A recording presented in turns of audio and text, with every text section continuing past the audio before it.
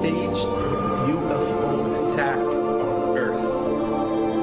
We have been preconditioned by all the media for the past couple of decades to slowly but surely start accepting the existence of aliens and UFOs.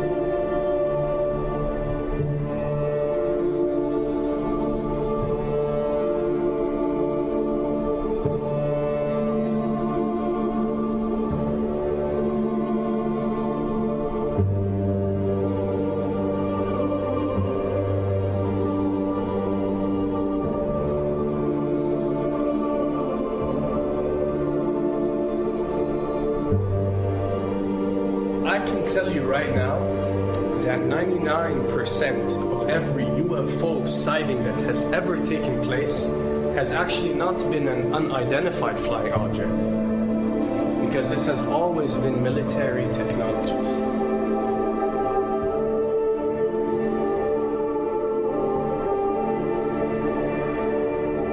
Another thing I'd like to point out is surveys and questionnaires.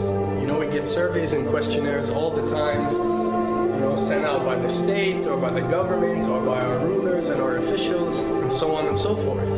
Do you really think that these ruling powers care about what you think? Do you really think that they're waiting to ask you and receive your answer before making a decision? What happens with these questionnaires is that they are released. For example, what country do you think the US should attack next?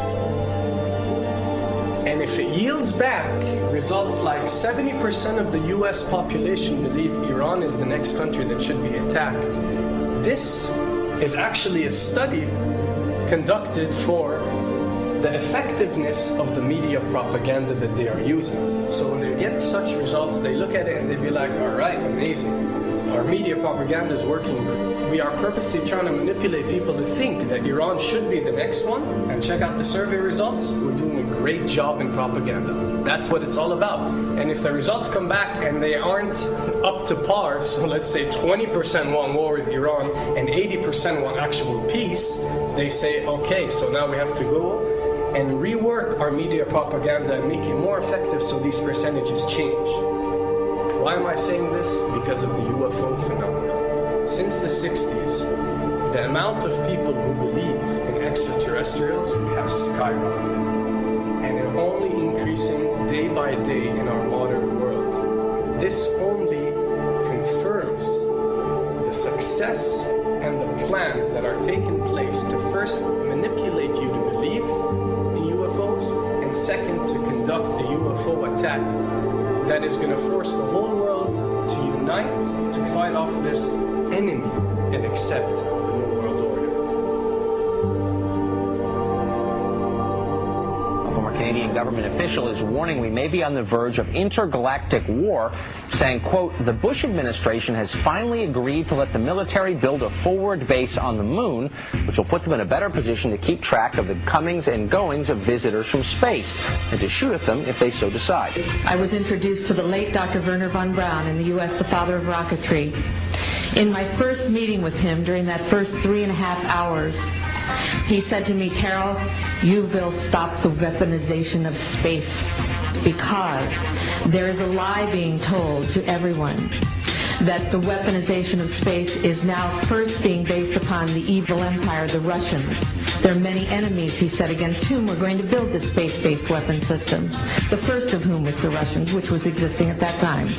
Then there would be terrorists. Then there would be third world countries. Now we call them rogue nations or nations of concern. Then there would be asteroids. And then he would repeat to me over and over. And the last card, the last card, the last card would be the extraterrestrial threat. As a military strategist, as a person who worked on the MX missile, which I did later, he said, you will find that there is going to be a spin to find some enemy against whom we have to build space-based weapons, and now we should expect the spin. And that's the formula, except that it's all based on a lie. A supersonic saucer. Called the Silver Bug, it was truly revolutionary. The plans show in detail a multi-jet engine craft that boasted amazing maneuverability and speed. It's an intriguing thought that this concept may tie in with the work of the German scientists who brought saucer technology to the US at the close of the Second World War. What was needed were certain cover stories. What do you do when people are spotting aircraft and then telling reporters that they've seen something very unusual flying out of an airbase in Nevada? And frankly, this was the origin of a lot of the sightings that took place in the mid-50s, 1954, 55, 56, of unidentified flying objects, the UFOs. So the CIA was involved in encouraging people to believe that, yes, they saw UFOs, and the CIA and the military tried to be very helpful to reporters to get these stories out, to divert the attention of the country, and particularly the people in this region, about what they had actually seen. Mexican Air Force pilots capturing on videotape what are said to be 11, count them, 11 UFOs. The Mexican Air Force has released a video that some of you are going to find difficult to believe. A journalist says it shows images of UFOs tracking a Mexican military plane. So what's the truth about UFOs? The story of successive attempts to develop radically new forms of flight, conducted under the strictest secrecy, is inextricably bound up with our relationship with UFOs over the last 60 years. Whether it's Allied pilots buzzed by strange balls of fire in 1942 or the Roswell incident 5 years later, there is a strong case to be made that secret military technology offers a convincing explanation for many UFO stories. Anytime the government has secrets that they can keep from us, they can manipulate us by those secrets. In essence, they still remain 25 years at least ahead of us in technology, information, and knowledge and secrets, and they are using them against us. I heard over the years many times over that the plan to usher in the New World Order would be to make all the people in this country and around the world feel totally helpless to prevent the New World Order from occurring, this world dominance plan, by saying that we had been invaded by aliens, so that we would say, oh, please, UN, come in and help us all. So bear in mind that there is a plan, orchestration, to get people to be submissive through a secret technology and information that they're keeping from you under the blanket of the so-called National Security Act.